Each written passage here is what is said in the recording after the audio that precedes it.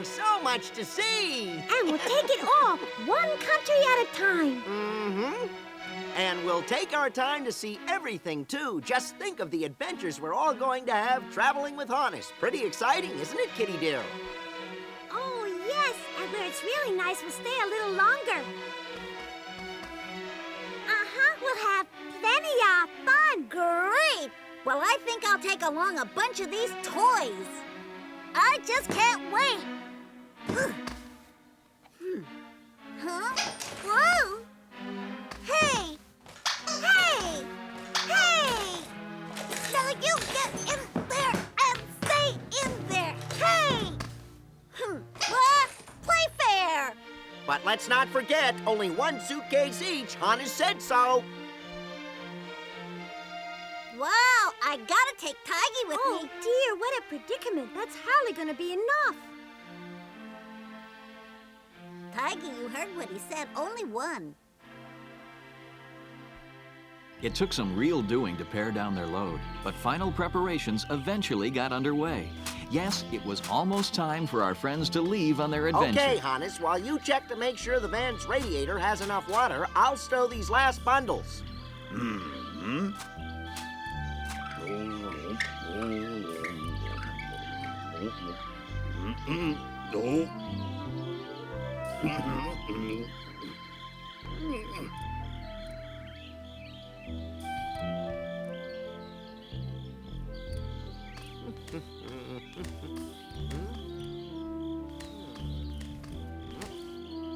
Stop! Hey! Somebody help me! What are you doing? Help me! What's going on? Oh, no! Gee, Hannes, stop and stand there. Do something. What are you talking? No! Help! Trouble seems to follow him around wherever he goes. Help me! Help! Help! Somebody get me down from here! Help me! Help me! Turn off the faucet! Hang on, Willie, my boy. Uh-oh!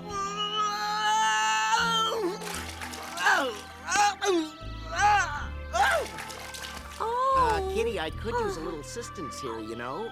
Thank you, dear. I guess I got a little wet, didn't I?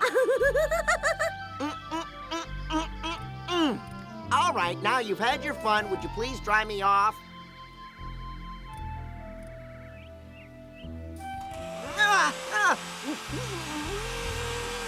Go on.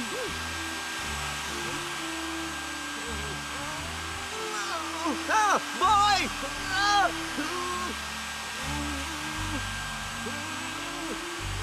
There.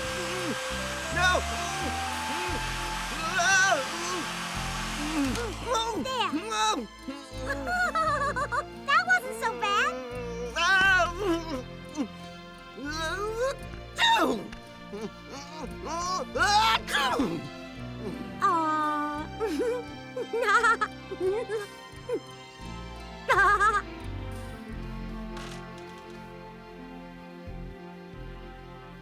The Wuhlmouse family would have their own private quarters in the back of Hannes's van.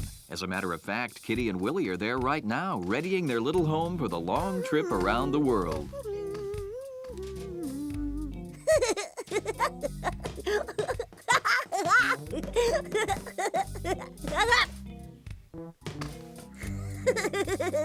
All righty. Here we go.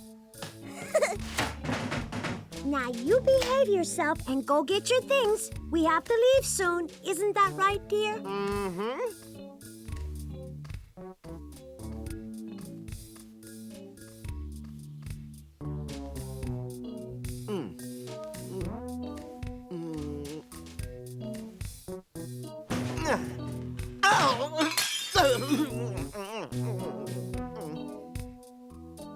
Willie, what's the meaning of this? This is awful. You had better ask your son. Oh. Uh-oh!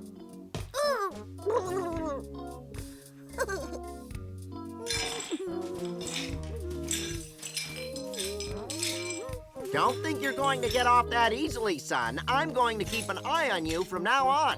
You, Are you listening to me, Max? Yeah, I am. If you're ready, we're all set. Ready? Here I come! Me too! It's time.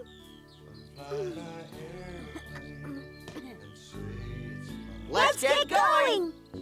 Have a look at the house. You won't be seeing it for a long time. This is it, everyone.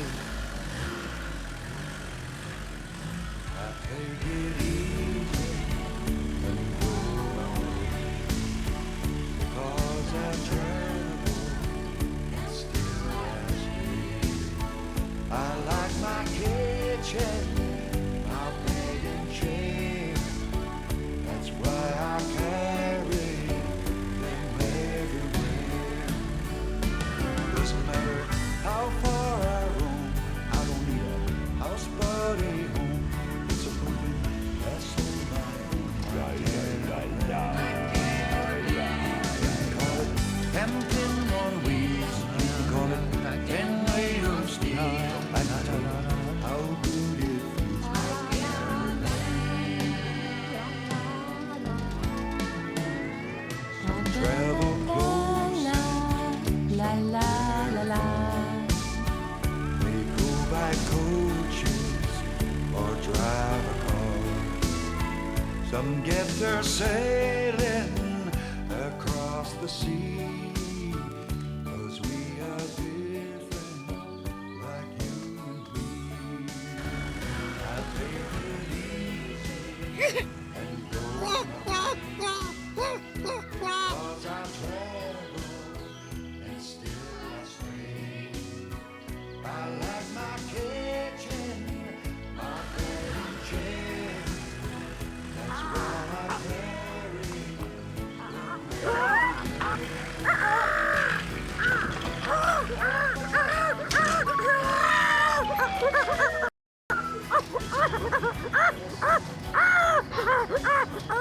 After a short time, our friends finally reached the Rhine countryside and were able to enjoy the local sights as they neared their destination.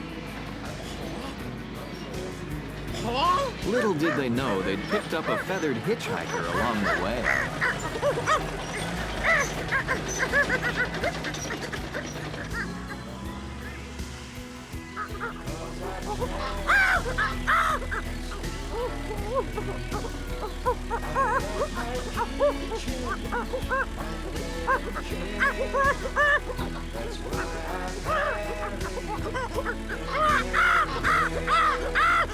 That's why I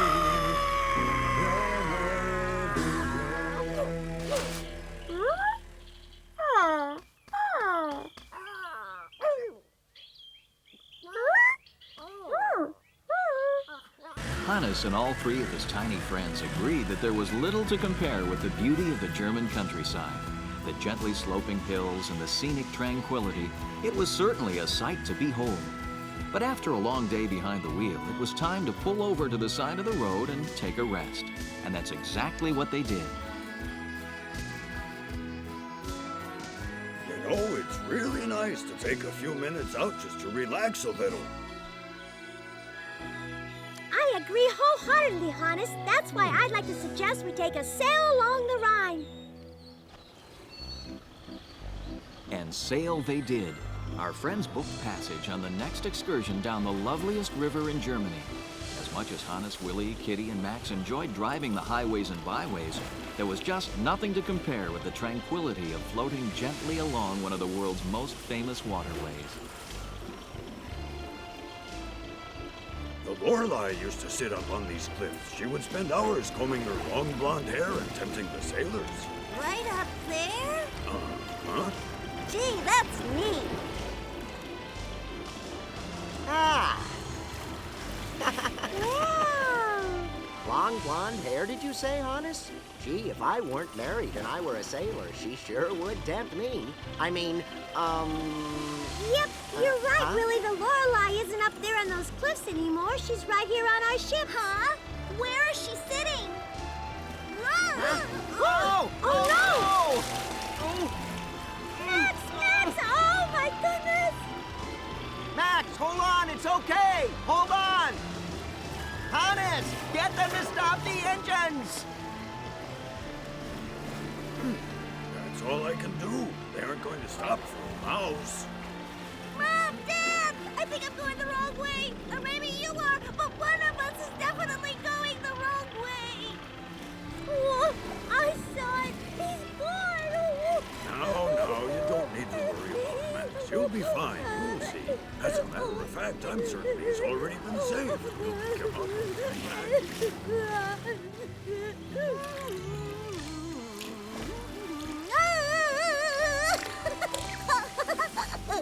Max was happy because he'd realized that the tide was carrying him straight toward shore. The Rine Falls Island was just ahead, and Max was looking forward to walking on solid ground once again. But was he ever in for a big surprise? Are you two the Lorelei?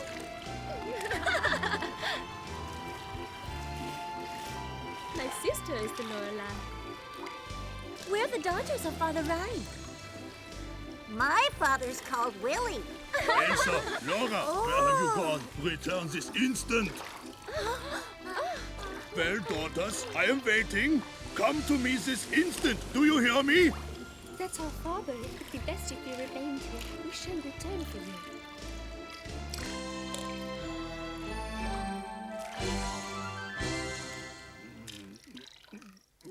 What swill? You call this water? Are you trying to poison me? No, of course we're not. You did not get this awful stuff from the local waterworks, did you? No, from the River Rhine. If I have told you once, I've told you 1,000 times not to bring me any more of that filthy mixture. It is not fit to touch my lips, I tell you. Is anybody home? Look, someone's broken into my chambers. Who is that? Him? Oh, we fished him out of the Rhine River. He can't swim. Who are you? I'm Miss Wuhlmouse, sir. Who are you? I am for the Rhine. Nice to meet you. It's a nice home you got, sir. Do you all live here on the water? You must always need a boat when you want to go to the riverbank.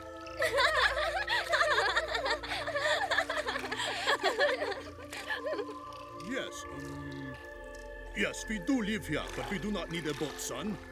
It might be said water is our natural element.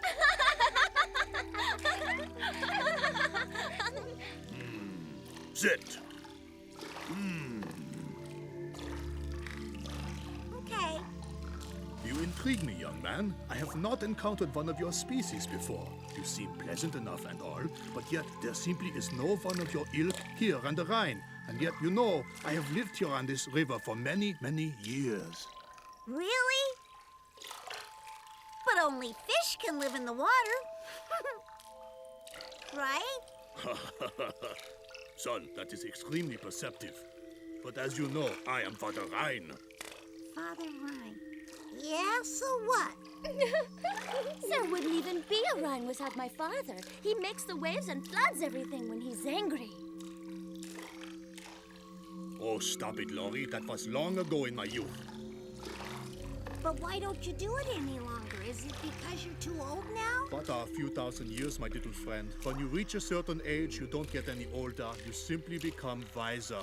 But these days, the fun has disappeared for me. Dams, dikes, obstructions, and it's the same story everywhere you look. They have tied us up completely. It's most frustrating, my boy. And apart from that, the human beings have made the water so filthy, it's impossible to drink it anymore. The humans have a name for this. They call it progress. I wish it were not so, but these days I cannot even bear the smell of what they pass for water, my son. Indeed, times have changed. You must understand, life was very different around here a few hundred years ago. Well, go on. Well, for instance, let me tell you about my experience as a young woman. I used to sit up on the rocks at the bend of the River Rhine. I would comb my long hair and sing to the sailors who would pass by. They would listen to me. Oh, come to me from afar. Oh, come to me, whoever you are. Sail your ship across the sea. Follow my voice. voice and come to me. I wait for you and you alone. I'll guide you here and then safely back home. Oh, listen to my voice so true. I sing my song for only you. Oh, come to me, come to me.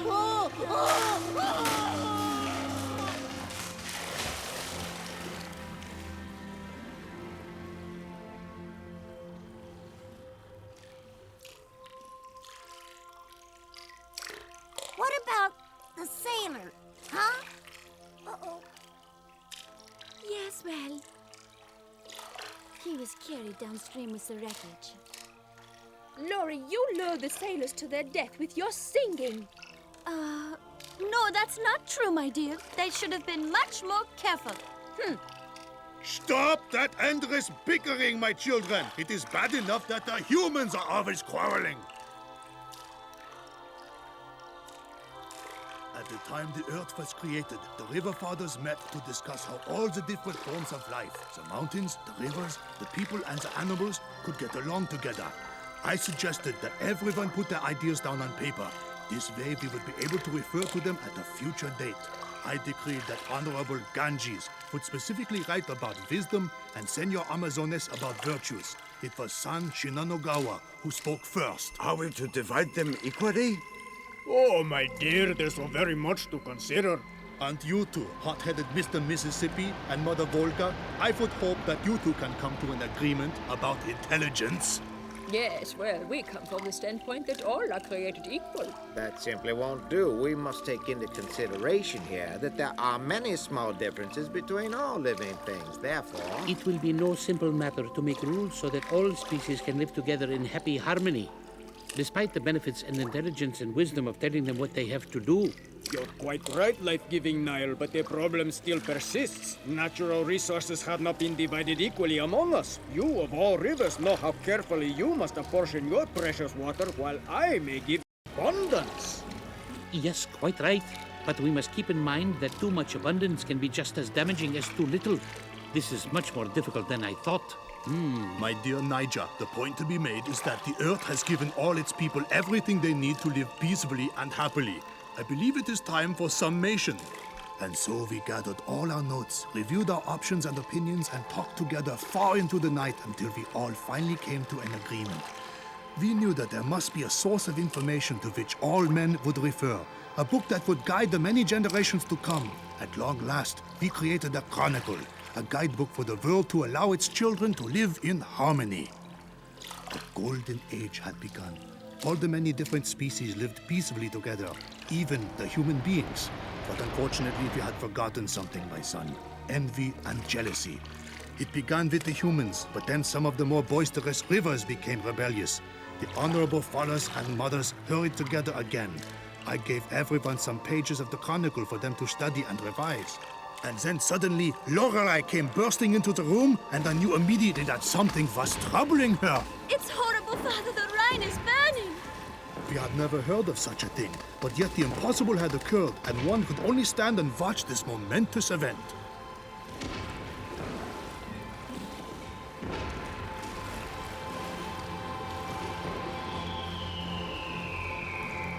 The fires raged for days and days, and in the terrible confusion, the precious chronicle was lost forever. Was it burned, or had it been stolen? No one knows, and it remains a mystery to this day. But ever since, on through the ages, discontent has ruled the world.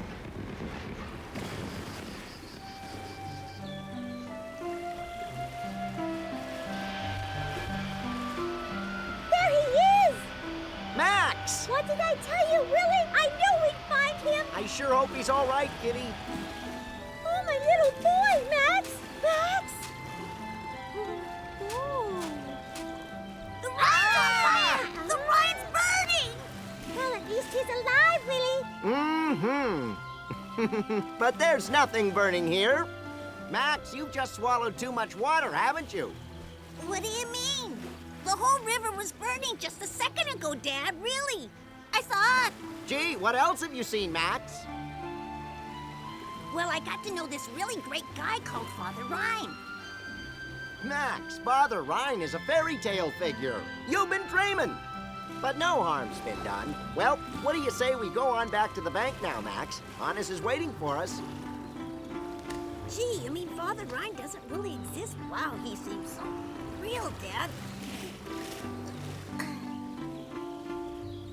What a pity. I thought I made a new friend.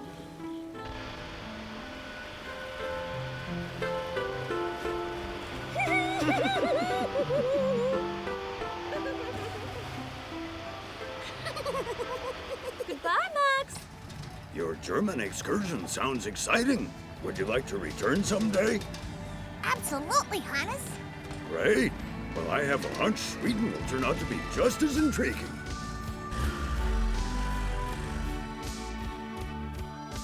Well, Hannes, we're here already. That sure didn't take us very long, did it? This is just the border, son. Well, what's that? Well, a border is an imaginary line that humans have drawn in order to separate two countries from each other. If the line doesn't really exist, let's just drive across it. That wouldn't be right. Anyway, keep in mind they often speak a different language on the other side. But I don't get it. They can't understand us then? Now, don't you worry, son. That isn't the case with us. You see, we rodents understand each other everywhere. Gee, lucky for us mice, huh, Dad? Then we don't need borders either, do we? And if you need some help understanding others along the way, Hannes, we'll be glad to help you. All right, I'll keep that in mind. I always knew I could count on you, Max. Here we go again. We're off to see the world.